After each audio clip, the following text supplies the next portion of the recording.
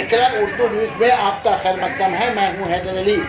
گزشتہ کل رات باغ بگان میں صوفی غلام مصطفیٰ کی سرپرستی اور باغ بگان کے متحرک سوشل ایکٹیوسٹ ارمان مندی کی قیادت میں آل بنگال نعتیہ انعامی مقابلہ منعقد ہوا، جس میں ارشد اقبال، شعلہ شبنم، حلیم حاذق، فیروز اختر، علی رضا اولوی، احمد مراج نے شرکت کی.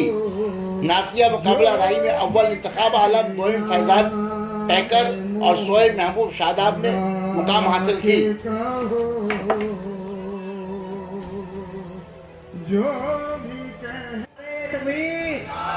نعرے رسالت، پیر کا دامن، پیر کا دامن، پیر کا دامن.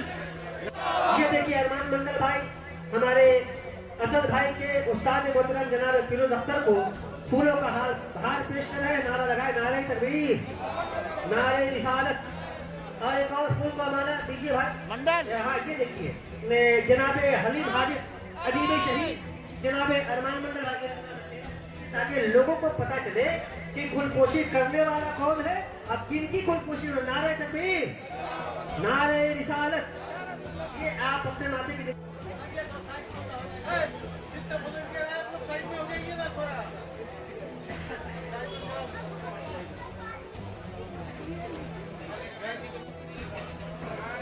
نعتیہ مقابلے کا باضابطہ طور پر شروع کریں، اشعار وغیرہ بولے، لوگوں کو یہ کریں تب تک کہ مائک آپ کے حوالے. حضرات جن کے لیے ہم لوگ کافی دنوں سے انتظار کر رہے تھے، میری مراد شاعر اہل سنت تعریف ہے. مقابلہ اس نعت کو پڑھنے والے جو لوگ اس میں پارٹیسپیٹ کر رہے ہیں اور آپ لوگوں کے توسل سے بارگاہ رسالت امام میں نعت پاک کا نذرانہ پیش کریں گے. جو لوگ پارٹیسپیٹ کر رہے ہیں ان لوگوں سے دو باتیں میں کرنے کے لیے یہاں کھڑا ہوا.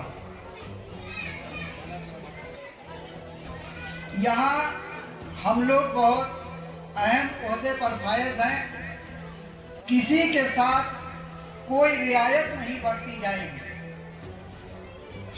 پہ درود لب پہ سجا کے تمہاری نعت پڑھو، درود لب پہ سجا کے تمہاری نعت پڑھو. ٹھہر جائیے. ایک دفعہ